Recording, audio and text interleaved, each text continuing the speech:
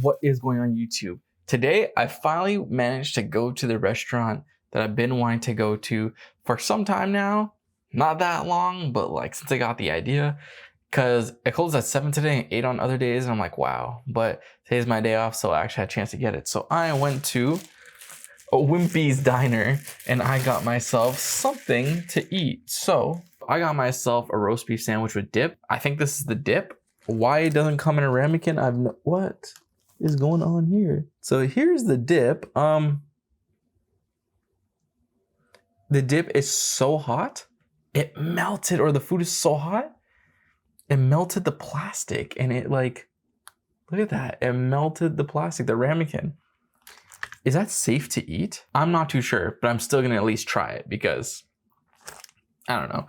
I just want to see, to be quite honest with you. And then I'm gonna assume this is, oh my God, I'm dripping everywhere. Wow, okay. So they already get a 0 out of 10 for me for presentation and how this is like set up, because why is this dripping everywhere?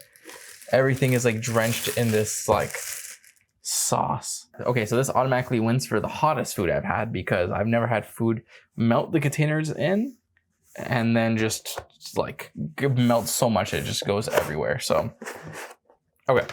So like I said, I got a roast beef sandwich with dip. No idea how it's gonna taste. I've had a roast beef sandwich a couple times.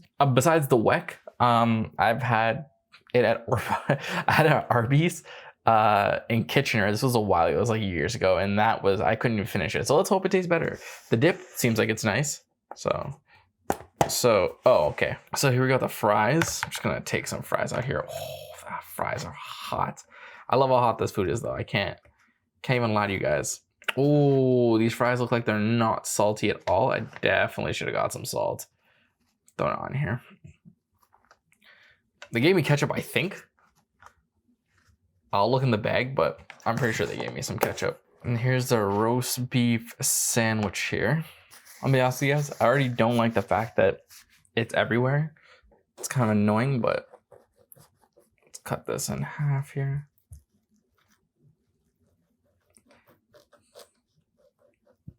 Did it cut properly? I hope it did. So this is a roast beef sandwich here. Looks pretty good. Looks pretty dry. I can see why it needs the dip, but let's get into it. Before we get started, guys, though, remember to like, comment, share, subscribe, leave a comment down below if anything you want to try, anything we talk about. I'm down to that. As always, check out the timestamp in the description. Let's go. First bite. No dip, no nothing.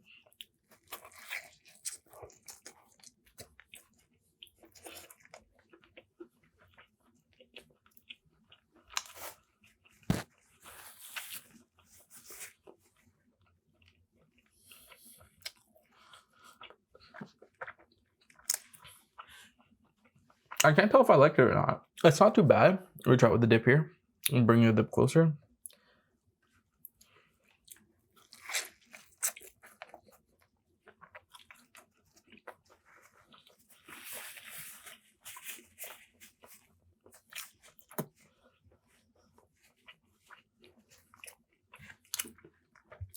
It is a bit dry. Not even a little bit. It's pretty dry. I was hoping the sauce was kind of like a gravy, but it's not.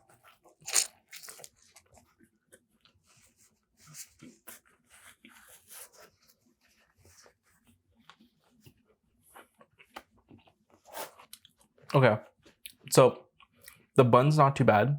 The bun's pretty good. It reminds me of like a Tim Hortons bun. It tastes like a Tim Hortons bun. Probably the same thing as a Tim Hortons bun. This thing's got nothing in it. It doesn't got cheese, it doesn't got sauce, it doesn't got anything in it. So it is pretty dry. The taste of the beef isn't too bad, but it's not like how it was with Schwabble, where you can have it cooked a certain way. This is cooked the same way throughout, which is probably like a well done type cook, like fully cooked through. It just kind of doesn't have too much taste.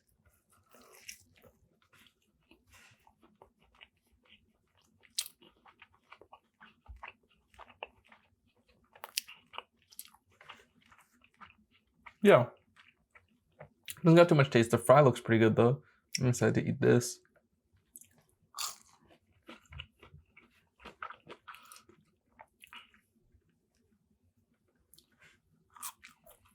Yeah, I know. I like the fry.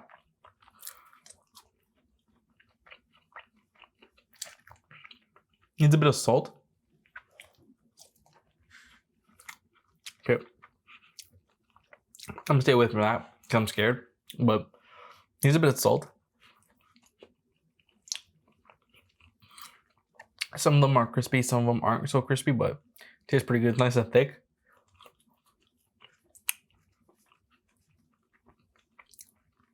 The ketchup somewhere in there. Too lazy to get it.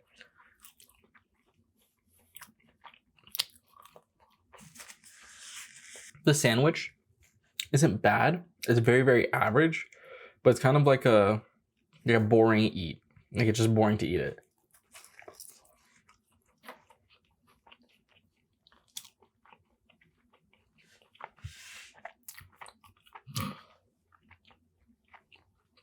Like I don't look forward to the next bite. You know what I mean?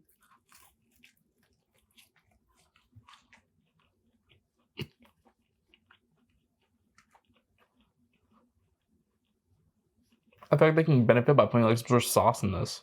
Also, it's $21, so.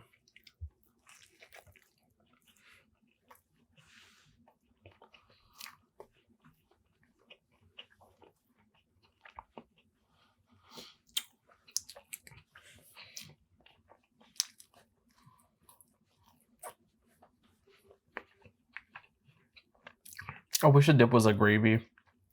Like something like thicker. I just dip it and eat it. Like, I think that'd be so much better. It's like super liquidy and stuff. Oh, I'm scared. Okay. Let's do it anyways.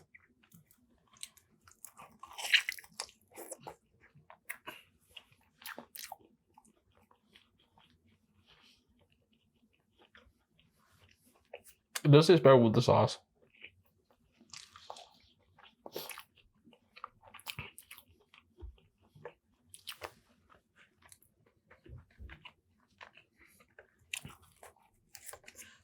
But anyways, how was your guys' day today? Woke up with a massive headache. One thing about me, I get headaches way too often. It got so bad to the point where I had to go get myself checked for like the headaches because I'd be waking up with them every single day. I think it might just because I don't drink enough water because I rarely drink water. Like, how often do I have water on these videos? But like, obviously I drink water outside of it, but probably not enough. Like, I don't know. I just get them so often. I get them way less now than I did when I was like younger because I'd have them every single day. Like I'd be taking Tylenol like 4 or 5 times a week. Now, I don't take it as often, but today I just woke up with a massive headache. And it couldn't be because I didn't eat because, well, I mean, I woke up with it. So yesterday I ate though. And I ate pretty close by the time I went to bed. So maybe it's because of that. I'm not too sure.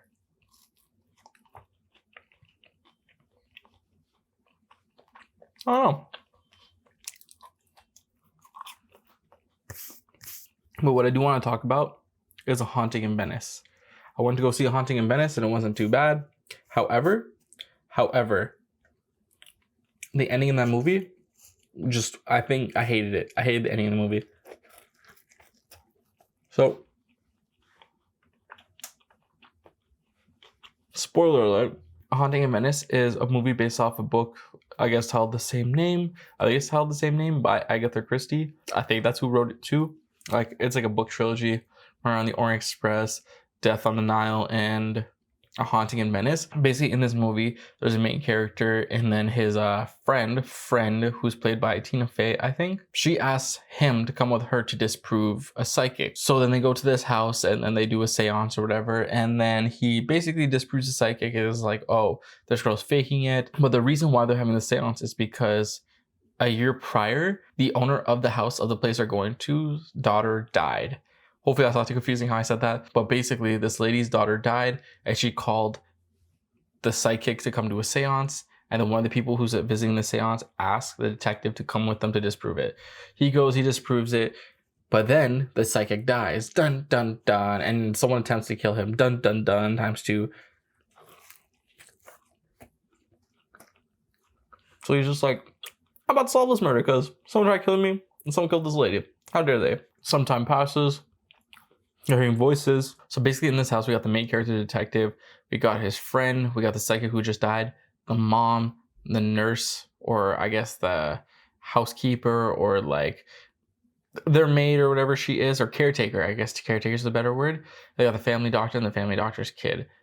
I think that's everyone in there. Oh, and the husband. or the ex-fiance. They're all stuck in the house now because someone tried killing the detective. He tried to figure it out. He's hearing voices and all these things. He's going around finding clues, interrogating people, fighting like dolls and all that stuff. Oh, there's also his bodyguard too. The bodyguard's also there.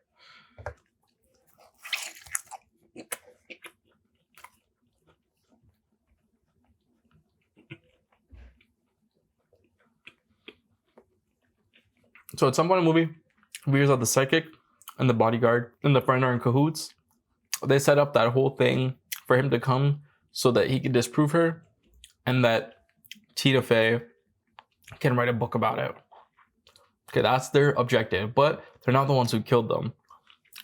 I'm just gonna skip to the end and just spoil it.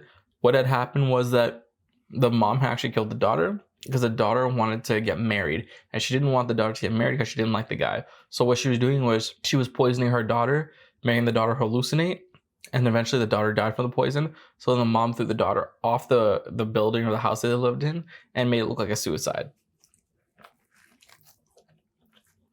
That being said, the reason why everyone's hearing voices in the house is because the mom is poisoning them with the tea. Because what she did was she grew some flower in her backyard. It's kind of like a poison that causes hallucinations. And then she put it into honey because she's a beekeeper as well. And then she mixed that poison honey into the tea, is making like the detective hallucinate and stuff. However, they don't know this yet because there's one more death that happens. The death that happens is to the family doctor. Now, the reason why the psychic dies is because they're afraid she's going to expose the murderer. And the reason why the family doctor died is because he was allegedly blackmailing the mom because he knew that she was poisoning her daughter, killed the daughter, and most likely killed the psychic too. So what she did was she called the family doctor, like the mom called the family doctor, and threatened him to hurt his son if he didn't like do what she said, which would be, you know, him being like in the head. So we find that out at the end of the movie when the detective does his detectiving and he finds out that she did it. And eventually the mom gets confronted and she's like, oh, I'm gonna kill myself because I don't want to go to jail. I don't want her to leave, blah, blah, blah, blah. She kills herself, okay? That's the movie. Just a quick recap. They go to this place to disprove a psychic. Psychic dies. Daughter died in the past. Family doctor dies. It was a mom who did it because she didn't want her daughter to leave. She didn't want to get exposed and she wanted to be not blackmailed anymore. Done, okay? So she jumps off the building and then she just drowns or whatever. And the movie's done. They're just like, okay. Oh, there's two other people. They're kind of irrelevant. The assistants of the psychic, whatever.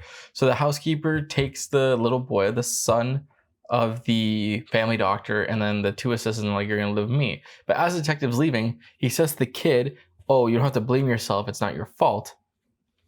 If this sounds confusing, it's because it's like, what? It's so out of nowhere. The kid's like, but it is my fault. So what actually happened is, remember when I said that the family doctor was allegedly blackmailing the mom because he knew that she poisoned her daughter? It was actually the kid who found out that she poisoned the daughter and was blackmailing her just because they needed money because the dad had like PTSD, like the family doctor, his dad had PTSD, so he couldn't really work too much. So he was like blackmailing and yeah, he got the money. And then he's just like, oh, it's my fault because the reason why he died is because I was blackmailing her. Now, does that make any sense to you guys?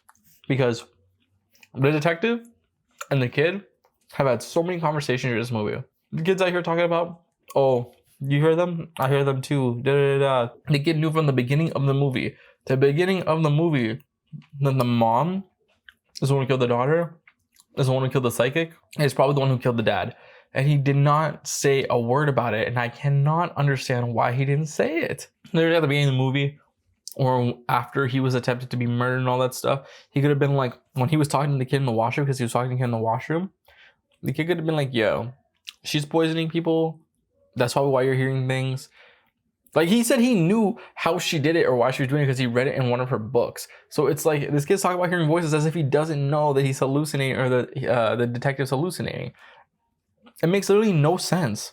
Keep it like, yo, don't drink the tea. She's making you hallucinate. She's poisoning you just like she poisoned her daughter. I've been blackmailing. Da da da. Like, the movie didn't need to happen. I actually want to read the book because I want to know. There's no way the book actually ended it like this. Like, the ending of the book could not have been this because it makes literally no sense. And it's so dumb. It's such a huge plot hole because the kid's smart too. So the kid should be smart enough to know that he could tell the detective. Oh my God. Okay. Oh God, I can't. We'll do one more bite here. The video's taking long, and the movie's getting me riled up. Also, I'm like done with this. I don't even want to eat anymore, but I'll have one more bite for the end of the video. So one more bite here.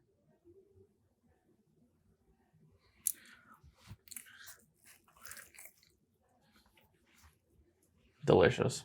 Okay, with that being said, guys, that was Wimpy's Diner. I don't know. I'll give that like a 4.9 out of 10. I can't even get a 5 because I couldn't even finish it even with the small bite stuff because it's just so boring to eat.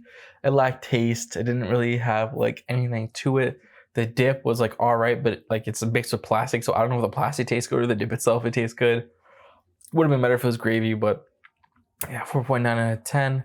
And yeah, Haunting of Venice. Haunting of Venice was all right. Probably give it a 6 out of 10 just because it would got like a 7.5 out of 10 from me, or like a 7 out of 10 if the ending was better. If they didn't add that part with that kid, I'm gonna give it a 6 out of 10 for that. But yeah, as always, remember to like, comment, share, subscribe, leave a comment down below if anything you want to try that you want to talk about. I'm down to do that. As always, check out the suggest videos in the side. And yeah, Wimpy's Diner 4.9 out of 10, Haunting of Venice 6 out of 10, and first shoe review. Peace.